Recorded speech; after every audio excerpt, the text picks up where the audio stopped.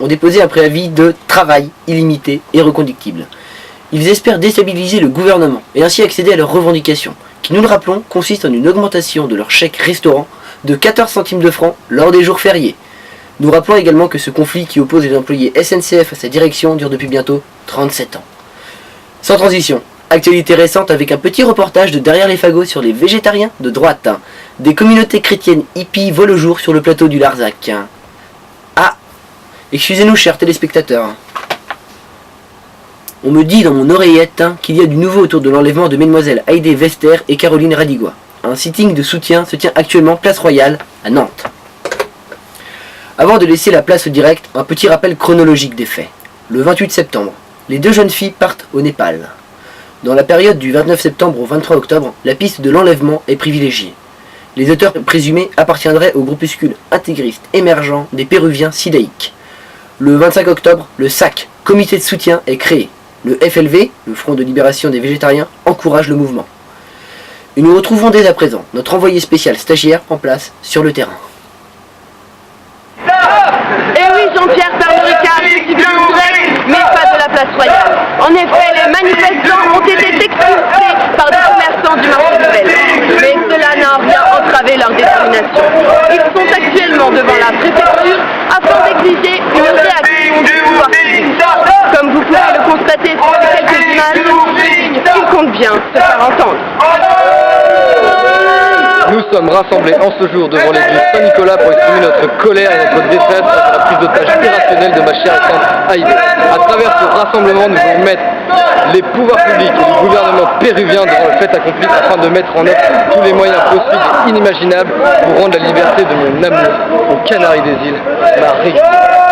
Pour montrer notre obstination face à ces vils félons, j'ai pris la lourde et irrévocable décision qui demande l'abnégation la plus totale, celle de ne plus me raser la tête. Rien ne m'arrêtera dans ce combat qui sera l'œuvre de ma vie. Je veux que ces odieuses créatures sachent que c'est un homme qu'ils ont blessé, une vie qu'ils ont détruite, un cœur qu'ils ont fait. Pour me soutenir dans cette rude tâche, je sais que je peux m'appuyer sur le soutien indéfectible du FLV, dont la femme dans laquelle je suis épris est leur plus fervente pratiquante. Je remercie également le SAC qui fait couler dans mes veines un espoir. Bonjour Gavroche, je viens représenter l'obstacle, Bastion Sexuel Colcou, section Bandana Furieux, Kilo Police, et principalement le mouvement Skinhead, parce que bien sûr nous sommes concernés par le départ d'Heidi.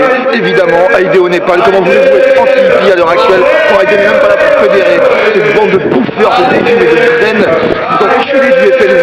Voilà, nous on est là pour casser dans l'œuvre, vous reviens Heidi, je t'expose la gueule. Et au niveau administratif, crois-moi Heidi au niveau administratif, Heidi revient, des papiers, et il y en a plein. Non mais de toute manière, c'est toujours aux minorités qu'on s'en prend en France comme au napalm. Et je veux dire, ça commence par les végétariennes, ensuite c'est le tour des roues, puis après pourquoi pas des moustachus, des juifs, et puis pourquoi pas des PD, hein. Je le demande, où s'arrête cette cascade dans la violence? Et puis je veux dire de quoi moi? Franchement, un PD sans ami à PD, c'est un peu comme un demi sans honneur, une langue de pute sans venin à cracher, ou pire encore, comme un verre à l'écart sans l'adorable liseré sur le rebord du verre.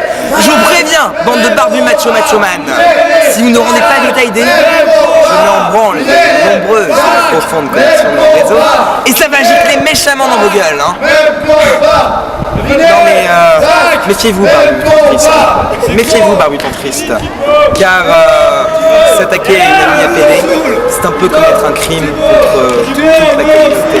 Comme ces quelques interventions vous l'ont montré, l'ambiance ici est survoltée. Mais pour ajouter une touche émotionnelle à ce reportage, je vous propose de vous livrer une interview exclusive des parents de la captive. Ma petite chérie, alors, comment dire, j'espère que tout va bien, que tes ravisseurs te traitent bien, hein, quand même. Bon bah voilà, nous on n'était pas trop pour que tu partes voyager, on n'était pas trop pour, on te l'a dit. Hein. C'est bien beau d'acheter des tongs et de manger du riz et d'aller voir les pauvres, hein, mais on t'avait prévenu. Voilà. T'as ce que tu mérites.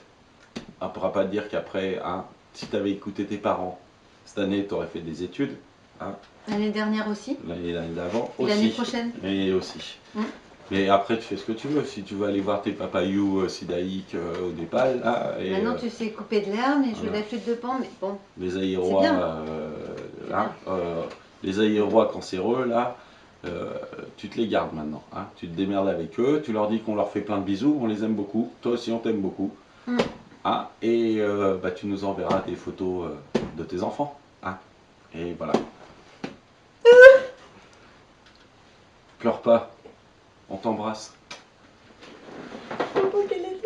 Avec ta mère. En plus, elle joue super mal la comédie.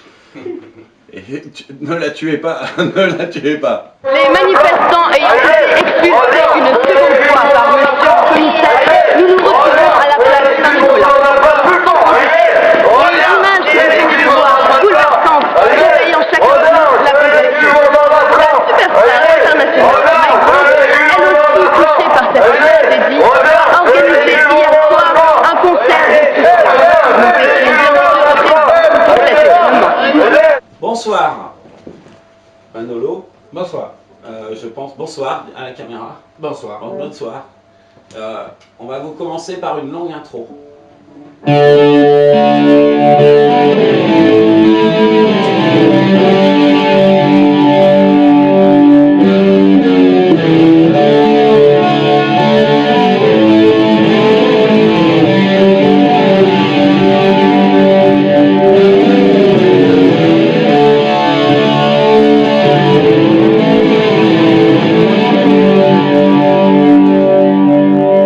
Bonsoir, bienvenue au Front de Libération des Végétariens.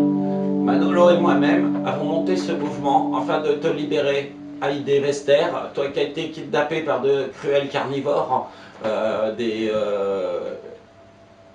papouilles. Des papousis, voilà, des Vénézuéliens papous.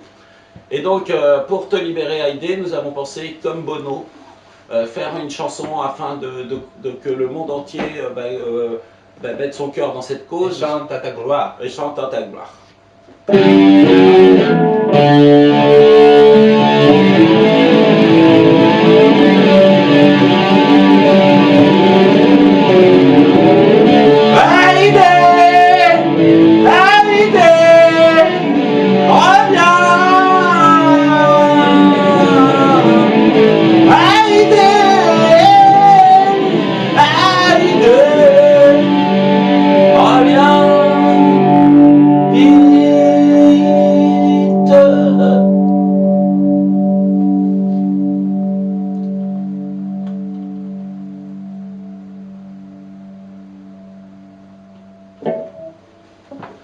Ok, bravo Manolo, encore un chef-d'œuvre.